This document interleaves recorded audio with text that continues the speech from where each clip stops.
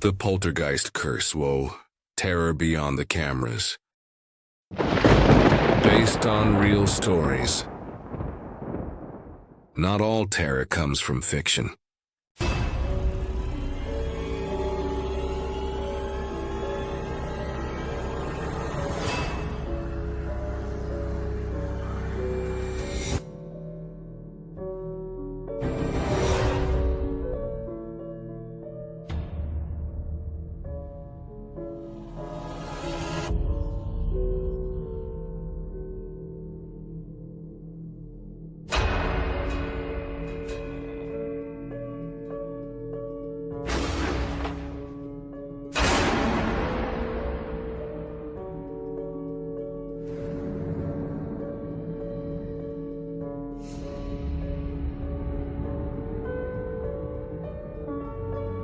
There exists a tenuous boundary between what we create and what creates us. In Hollywood, certain stories refuse to remain confined within the screens that imprison them. Some stories follow you home. This is the chronicle of a terror that transcended fiction, the documented account of a cinematic production that opened doors that should never have been disturbed. This is the true story of the Poltergeist Curse. California, 1982. Summer promised to be extraordinary for American cinema. A young director named Steven Spielberg was simultaneously working on two monumental projects: E.T., the Extraterrestrial, and a disturbing story about a suburban family tormented by supernatural entities. Spielberg, due to contractual clauses with Universal Studios, could not officially direct two films at the same time. The direction of Poltergeist was then credited to Tobe Hooper, known for the visceral The Texas Chainsaw Massacre.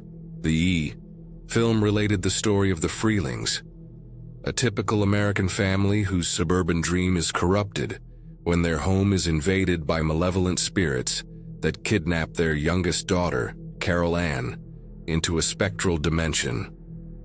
Poltergeist was an immediate triumph at the box office and with critics, grossing over $120 million worldwide, a monumental feat for a horror film in 1982. With revolutionary visual effects and a concept that touched on primordial fears, the film redefined the supernatural horror genre for a new generation. But while audiences emerged from theaters, disturbed yet secure in the certainty that the horror had ended when the lights came on, for those involved in the production, a much darker nightmare was only beginning to manifest. In the years following the release of Poltergeist, a series of inexplicable tragedies, premature deaths, and supernatural occurrences wove a tapestry of horror that rivals any fiction ever projected onto screens. What we are about to document are verifiable events, first-hand accounts, and recorded incidents that defy conventional explanations. This is not a story created to entertain. It is a warning about the consequences of disturbing the balance between our world and what may exist beyond it. To understand the genesis of the curse, we must return to the film's conception. Poltergeist wasn't born like many Hollywood productions, from marketing meetings or tested formulas. Spielberg was obsessed with the idea of transforming the familiar into the threatening. People associated horror with the unknown: Gothic castles, abandoned cemeteries, remote forests. Spielberg and Hooper wanted to bring horror to the heart of the American dream, the suburb. The script was inspired by supposedly real events. Spielberg had read about the Herman family of Seaford, Long Island, who claimed to have experienced poltergeist activity in their residence in 1958. Reports of objects moving by themselves, lights flickering without explanation, and inexplicable sounds.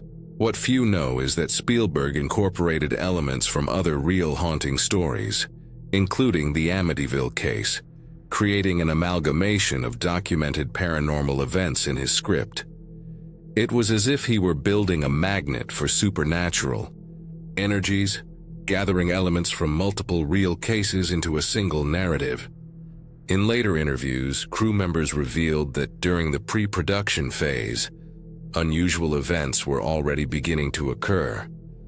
Bulbs that exploded during script readings, pages that disappeared only to reappear in unlikely places, a persistent sensation of being watched that particularly affected those working on the film's most supernatural scenes.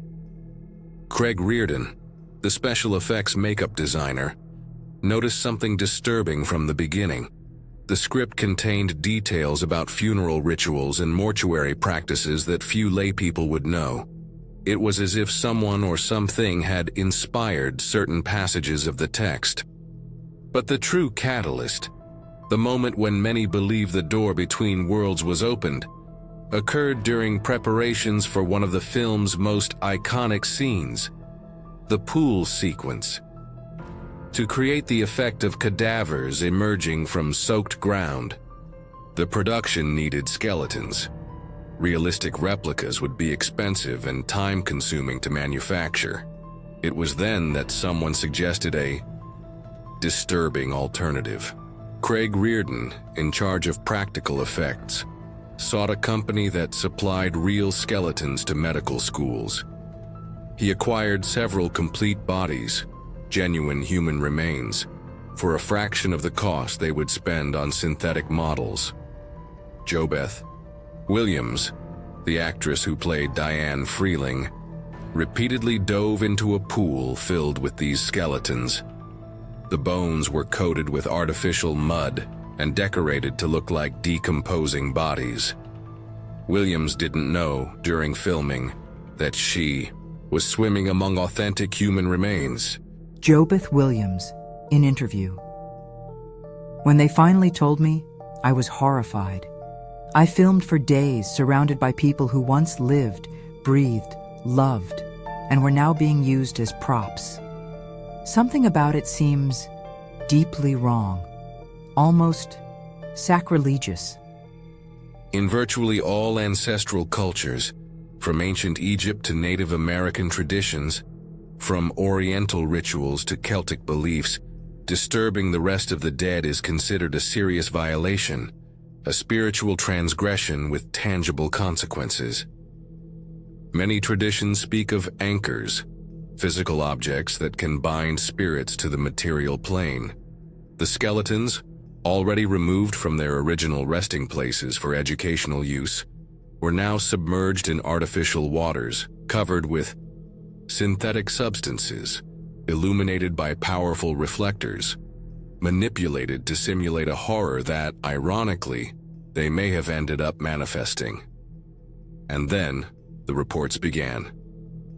Lighting technicians found equipment rearranged in the morning, though the set was locked overnight. Cameras captured strange light anomalies that technicians couldn't explain. Audio recordings contained voices that no one had uttered during the takes. Specific areas of the set, particularly those where the skeletons were stored, exhibited inexplicable drops in temperature, sometimes up to 15 degrees in a matter of seconds. The air conditioning system was checked multiple times, with no anomaly found. Steven Spielberg, in a rare moment of candor years later, admitted that during editing he noticed visual anomalies in some scenes. Shadows that moved independently of their sources, reflections that didn't correspond to the objects in the scene. The scenes were reassembled, angles altered, takes replaced. What the audience eventually watched in theaters had been carefully filtered to remove the most obvious intrusions. But the curse was only beginning to manifest. The worst was yet to come. The year 1982 was triumphant for the Poltergeist team. The film ranked among summer's greatest American successes. Critics were largely positive, and those involved celebrated what seemed to be a landmark in their careers. Dominique Dunne, the 22-year-old actress who portrayed Dana Freeling, the eldest daughter, gave an interview to People magazine that September. She spoke of her dreams, future projects, and how Poltergeist had transformed her career. Dominique Dunne, interview text. I've always had vivid nightmares. Perhaps that's why I could connect with Dana's terror in the film. But now, I'm ready for completely different roles. Life seems full of possibilities. On October 30th, 1982, 5 months after the film's release, Dominique was at her West Hollywood home. She had recently ended a troubled relationship with John Thomas Sweeney, chef at a Los Angeles restaurant. Sweeney appeared without warning. Dominique was rehearsing for a TV series with actor David Packer. She went outside to speak with Sweeney at the entrance of the house. What happened next was reported in the subsequent trial. Sweeney, in an attack of jealousy and rage, strangled Dominique for approximately 4 to 6 minutes, long enough to cause irreversible brain damage from oxygen deprivation. Dominique remained in a coma for 5 days at Cedars-Sinai Medical Center. On November 4th, 1982, she was declared brain dead, and her father, Dominique Dunne, made the painful choice to authorize the removal of life support systems. Dominique's brutal death shocked Hollywood. Her murderer, John Sweeney, was convicted of simple homicide, not aggravated, receiving only 6.5 years in prison, of which he served 3 years and 7 months. It was then that people began to whisper. Dana Freeling, her character in Poltergeist, was one of the few who survived the supernatural horrors. In real life, Dominique was the first victim of what was beginning to look like a curse. In 1985, the success of the first film prompted MGM to produce a sequel, Poltergeist 2. The other side returned with the Freeling family, again confronting the entities that had tormented them. For the role of the main antagonist, the sinister Reverend Henry Kane, leader of an apocalyptic 19th century cult, the production cast Julian Beck, a respected experimental theater actor. Beck's disturbing appearance as Kane, sunken eyes, skin stretched over prominent bones, a macabre and empty smile, wasn't just the result of talented makeup. Beck was battling stomach cancer during filming. The producers knew of Beck's condition when they hired him. What they didn't anticipate was how his illness would create a truly supernatural aura for the character. The pain Beck felt in many scenes wasn't simulated. On September 14, 1985, before the film's post-production was even completed, Julian Beck died at Mount Sinai Hospital in New York. He was 60 years old. A tragic coincidence, certainly, but whispers about a possible curse began to intensify. Will Sampson, an actor of Creek descent, was cast in Poltergeist 2 as Taylor, a Native American shaman who helps the Freeling family. Sampson wasn't just an actor. He was a genuine medicine man in his culture, recognized for his knowledge of traditional spiritual practices. During filming, Sampson expressed concern about the energy of the set. In an event rarely mentioned in the official production stories, he performed a spiritual cleansing ritual in the studio. Anonymous technician, interview. Will arrived after everyone had left. He asked permission to stay alone on the set. He was there for hours. The next day, he only said there was much more there than there should be, and that he had done what he could to cleanse the place. Whatever Sampson perceived or experienced that night, he kept mostly to himself, but crew members noticed that after the ritual, he seemed constantly exhausted, as if something had drained his vitality. In June 1987, Sampson, who had suffered for years from health problems related to heart and lung failure, underwent a heart-lung transplant at the University of Texas Hospital Medical Center in San Antonio. The post-operative complications were devastating. On June 3, 1987, Will Sampson passed away. He was 53 years old.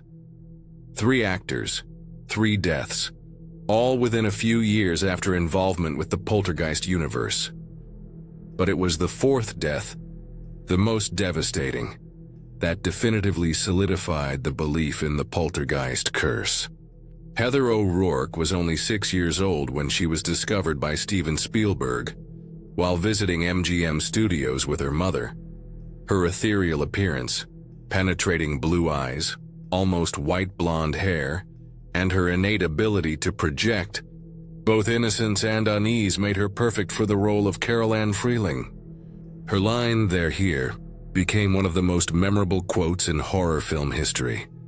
Heather was the face of the Poltergeist franchise, appearing in all 3 films. In January 1988, Heather was finalizing the filming of Poltergeist III in Chicago. She had become a talented 12-year-old preteen with a promising future ahead of her. On January 31st, Heather woke up with symptoms that initially seemed to indicate a common flu: nausea, vomiting, fever. The next day, February 1st, her condition worsened drastically. Rushed to Children's Hospital of San Diego, Heather went into septic shock.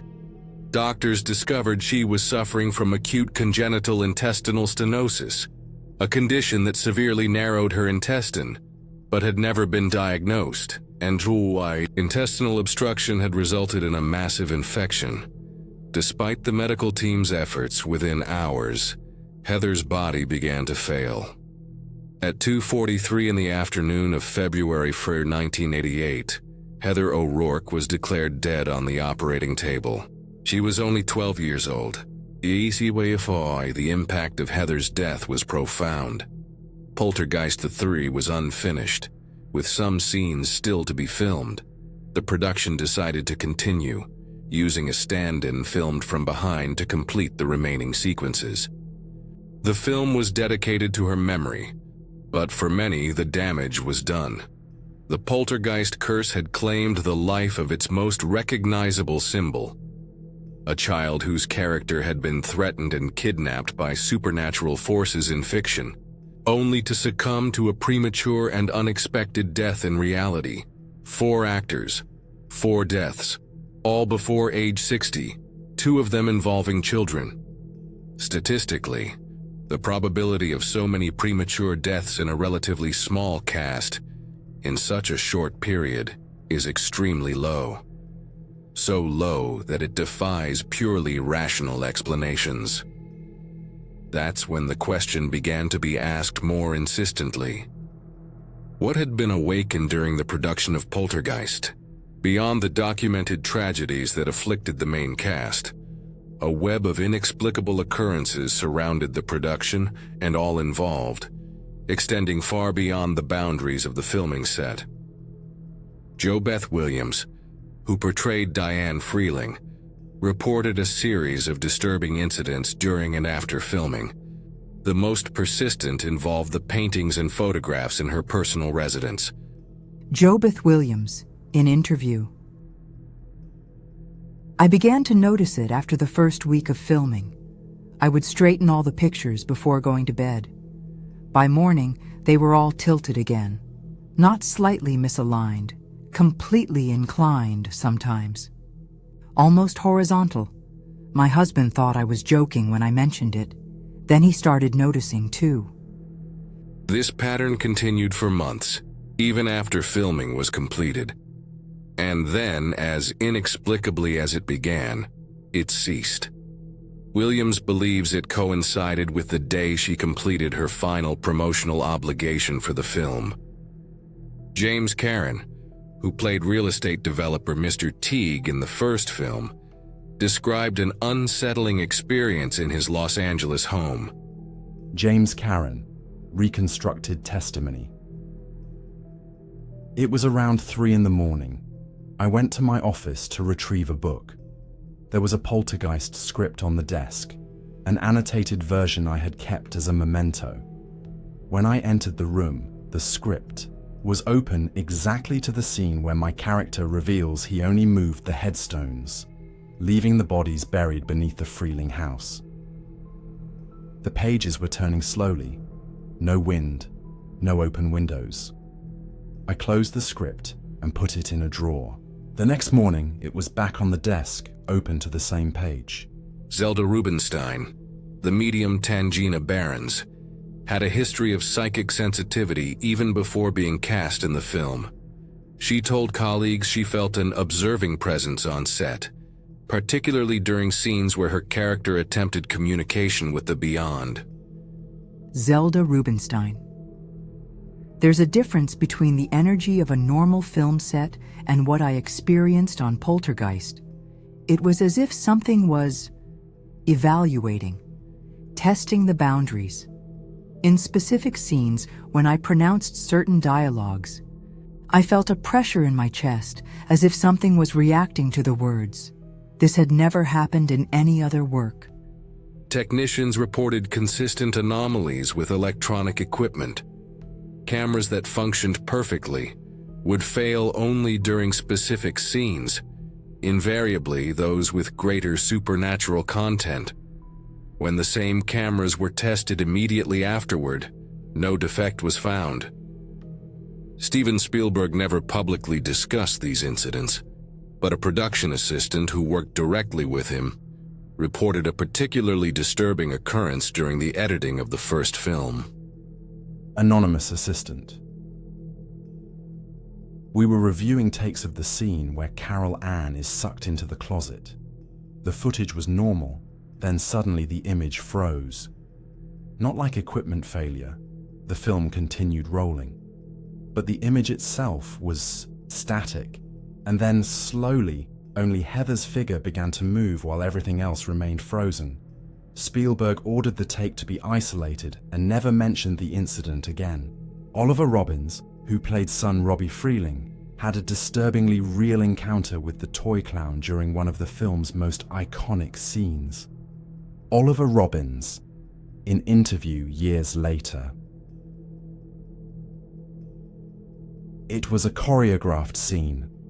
The clown was supposed to pull me under the bed, but in a controlled manner. But when we started filming, the mechanical arms of the doll squeezed my neck with real force. I was genuinely suffocating, but everyone thought I was just acting well. Toby finally realized something was wrong when my face started turning purple. They had to manually shut down the mechanism. The technician who examined the doll afterward found no explanation for the malfunction. The controls were set to the minimum pressure necessary for the scene.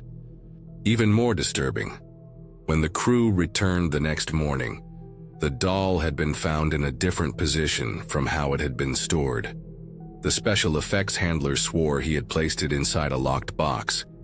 It was found sitting in a chair, on the set, arms hanging, head tilted as if watching the door. During the filming of Poltergeist 3 in Chicago, crew members reported hearing a child's voice humming on set, even when Heather O'Rourke wasn't present. Ambient audio recordings, routinely made to capture the room sound for later editing, frequently contained unintelligible whispers that weren't heard during filming. Brian Chapman, the sound engineer responsible for the final mixing of the film, reported an incident that nearly led him to abandon the project. During a solitary night editing session, he played a recording marked only as ambient Carol Ann's room. What he heard wasn't typical ambient sounds, but a female child's voice repeatedly whispering, "They know we messed with the bones. They don't forgive. They're coming for all of us." Chapman immediately verified if the voice could be Heather O'Rourke's, perhaps accidentally captured during a rehearsal. But the vocal spectrum analysis, performed later, revealed that the voice characteristics didn't match Heather's or any other cast members. The recording was mysteriously erased before it could be preserved for additional investigation. Poltergeist III extensively used mirrors as central elements of its plot. Nancy Allen, who co-starred in the film, recounted that during breaks when the set was empty, lighting technicians sometimes noticed reflections in the mirrors that didn't correspond to anything visible in the environment. During a particularly intense scene, a full-length mirror spontaneously shattered, without physical impact. Subsequent analysis showed the glass had broken from inside out, a physically impossible pattern without deliberate manipulation. The shattering formed a pattern that, when photographed and inverted, bore an unsettling resemblance to a child's face. Richard Fire. There was a particular mirror in the hallway of the apartment where we were filming. Nobody wanted to be left alone near it. It wasn't suggestion. Several of us saw something. A movement when there shouldn't be movement. A reflection that moved independently of its object, as if the mirror didn't reflect our reality, but served as a window to another. A set photographer captured an image that would become one of the most disturbing artifacts of the production. The photograph showed the crew gathered for a scene, with Heather O'Rourke in the center. When developed, the image contained an inexplicable anomaly. Behind Heather, visible only in the reflection of a distant mirror, was a pale, nebulous figure that didn't correspond to any crew member present. Subsequent analyses of the image, conducted by photographic technicians and even fraud verification specialists, found no evidence of manipulation. More disturbing still, the nebulous figure appeared to have an extended hand, resting on Heather's shoulder, although in reality no one was touching the young actress at the moment of the photograph. This would not be the only photographic anomaly. A disturbing pattern began to emerge in photographs of the main cast. Images of Dominique Dunne frequently presented inexplicable distortions around her neck, the same location where she would be fatally strangled months later. Photographs of Heather O'Rourke sometimes displayed nebulous stains over her abdomen, the region where the undiagnosed medical condition would eventually manifest. The connection between the skeletons used and the subsequent tragedies became the object of intense speculation. An anthropologist consulted anonymously by the production after the first strange incidents raised disturbing questions about the provenance of the remains. The skeletons used had been acquired through medical suppliers in India and Southeast Asia during the 1950s and 60s. Unlike skeletons currently donated for educational purposes, these were often obtained in questionable ways. Looted cemeteries, unclaimed bodies, victims of poverty whose families were coerced into selling remains of loved ones. In many cultures, particularly those of India and Southeast Asia, funeral rituals are considered crucial to ensure the proper passage of the soul. A body not properly consecrated, whose funeral rites were interrupted, that soul remains trapped, restless, vengeful. Poltergeist's central irony didn't escape those familiar with diverse spiritual traditions. A film about spirits bound to earth due to disturbed graves used, in its production, actual remains of real people whose eternal rest had been violated. In 1984, 2 years after the release of the first film, a parapsychologist called Dr. Peter Venkman was discreetly hired by studio executives concerned about the inexplicable events and deaths associated with the production. His report was never officially published, but inside sources reveal that his conclusions were disturbing enough for the studio to completely change its protocols for horror films. Dr. Venkman, recorded voice. What was created here goes beyond a simple residual energy. The specific combination of circumstances, the use of real human remains, the thematic content of the script addressing precisely this violation, the visual and sonic reproduction of partially authentic rituals, created what I can only describe as an anchor point, an opening. Any isolated paranormal manifestation would be easily dismissible. The constellation of documented events is not.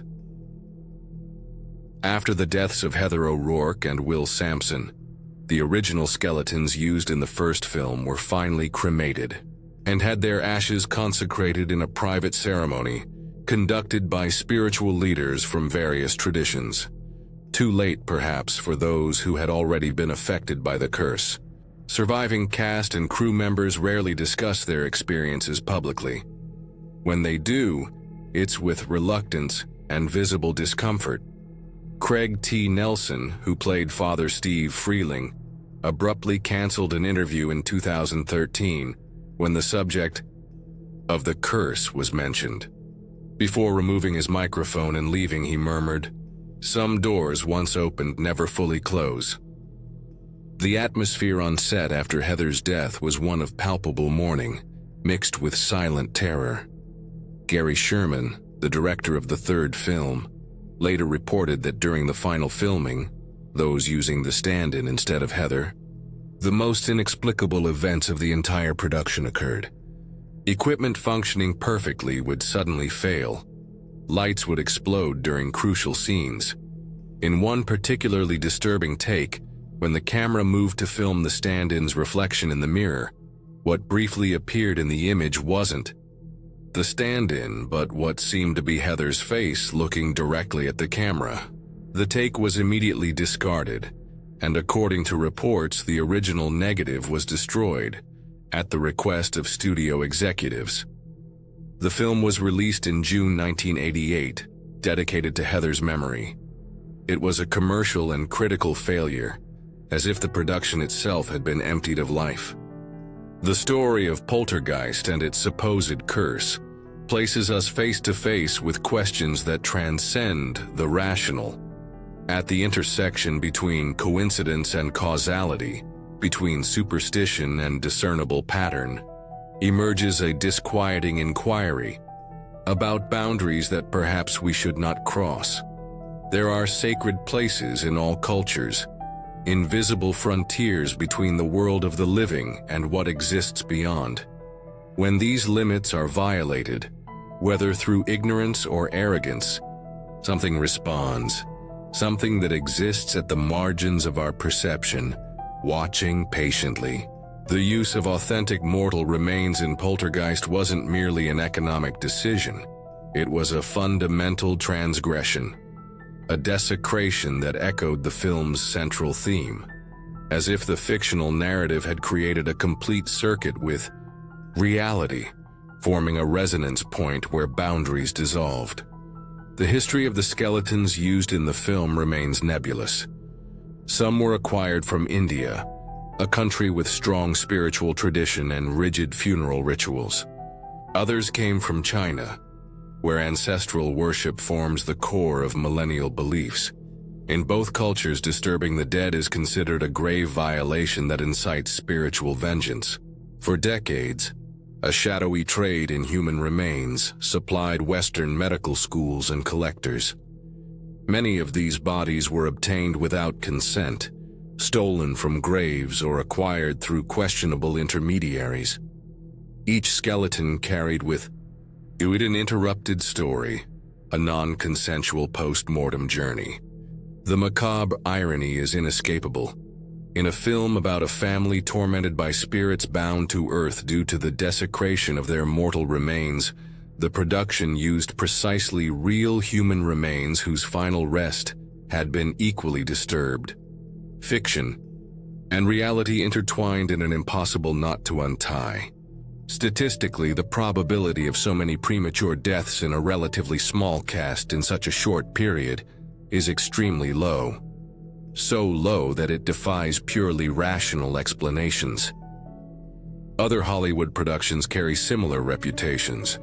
The Exorcist was marked by inexplicable fires on set and accidents involving actors. During the filming of The Omen, the principal writer survived an IRA bombing. The lead actor's airplane was struck by lightning, and the special effects coordinator died in an automobile accident. More recently, The Crow became infamous for the tragic death of its protagonist, Brandon Lee, struck by a defective firearm during filming. But none of these productions approaches the density of tragedies associated with Poltergeist. None possesses such a consistent pattern of premature deaths. None carries the strange symmetry between the portrayed fiction and the real misfortunes experienced by its creators. The Poltergeist franchise remains unique in cinema history, a work about the price paid for disturbing the rest of the dead that, apparently, incurred exactly the same transgression, and possibly paid the same price. The original set where the Freeling house was built remained abandoned for years after filming. Located in Simi Valley, California, it became a location avoided by local residents.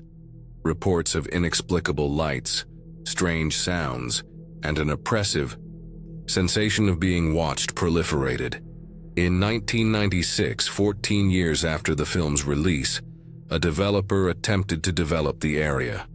Workers reported disturbing experiences, tools that disappeared, inexplicable accidents, and most disquietingly, the sound of a child calling for her mother in the early morning hours. Construction was abandoned when an excavation revealed fragments of human bones mixed with the soil, vestiges dating from the 1980s, not from an ancient cemetery. Forensic analyses never conclusively determined their origin, but inevitable speculation connected them to the skeletons used in filming.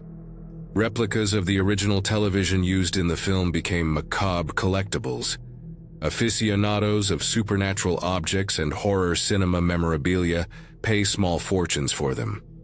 Several collectors have reported disturbing experiences. The device turning on by itself in the early hours of dawn, displaying only static, accompanied by nearly imperceptible whispers. A private collector in Oregon extensively documented his experience with one of the original televisions from the set. For 3 consecutive nights, the unpowered device emitted an almost subliminal hum. On the 4th night, he captured on video the moment when the screen lit up by itself, displaying for seconds what appeared to be the face of a blonde child looking directly at the camera before fading into static. In 2006, a screenwriter contracted to develop a Poltergeist remake abandoned the project after 3 months of intensive research. David Kajganich, known for his meticulous preparation work, delivered only a single page to the production company. With one sentence, "Some doors should not be reopened."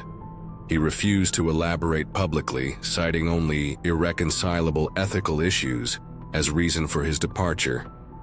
The phenomenon of art imitating life, only for life to subsequently imitate art, suggests a disturbing resonance between the narratives we create and the reality we inhabit. As if certain stories were more than inventions, as if they were somehow channels for deeper and more disquieting manifestations. The poltergeist curse, if it exists, transcends simple superstition.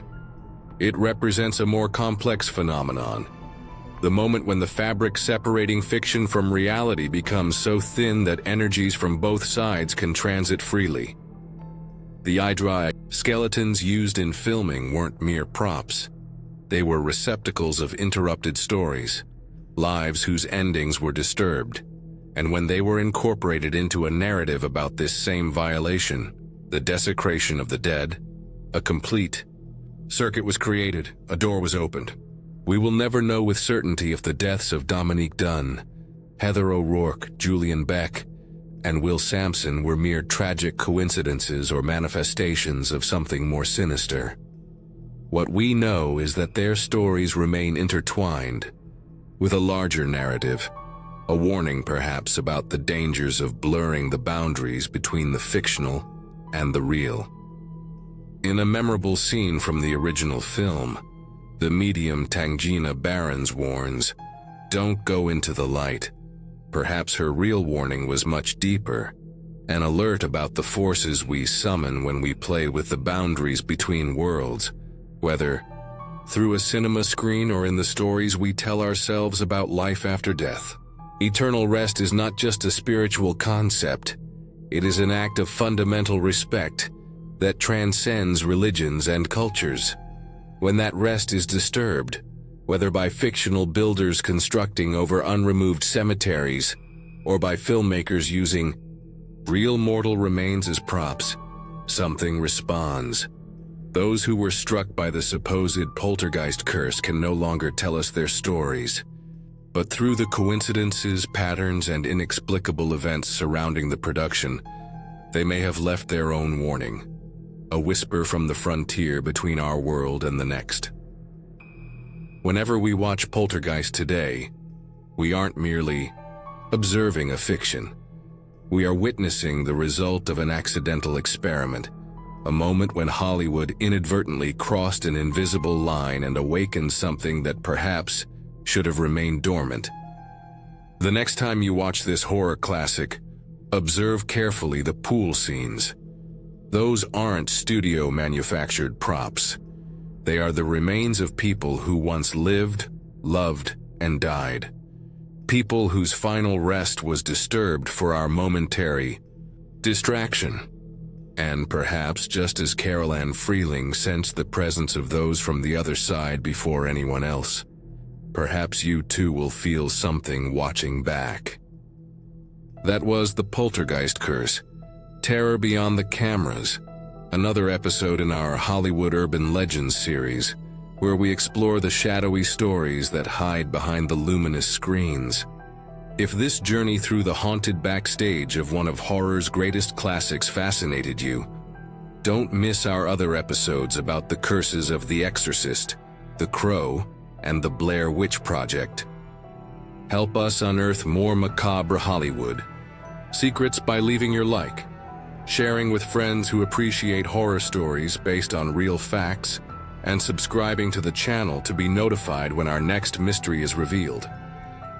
Next week, we'll dive into the disturbing history of The Exorcist, another film where the boundary between fiction and reality became disturbingly tenuous, with inexplicable accidents, sudden deaths, and a series of coincidences that defy chance. Until then, it might be prudent to sleep with the lights on and the television off until the next real nightmare.